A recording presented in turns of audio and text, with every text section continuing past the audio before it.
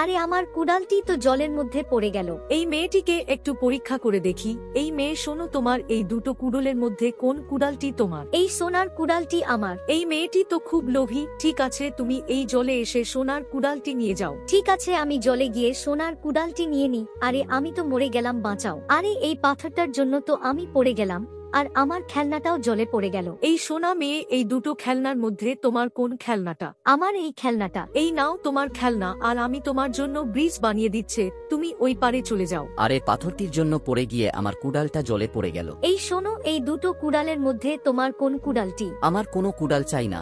আমি যখন গাছ কাটছিলাম তখন ওই গাছটা আমার বেবি উপর পড়ে যায়। প্লিজ আমার বেবিকে বাঁচানোর জন্য সাহায্য করো। এটি দেখার আগে তুমি যদি তোমার মা বাবাকে ভালোবেসে থাকো তাহলে চ্যানেলটিকে একটা সাবস্ক্রাইব আর লাইক করে দাও। এই নাও তোমার স্ত্রীর জন্য জাদুর কেমিক্যাল। ঠিক আছে, এবার আমি এই জাদু কেমিক্যালটা নিয়ে আমার বেবিকে খাইয়ে দিই। এই তো আমার স্ত্রী বেঁচে গেছে, এবার আমরা দুজন একসাথে থাকবো।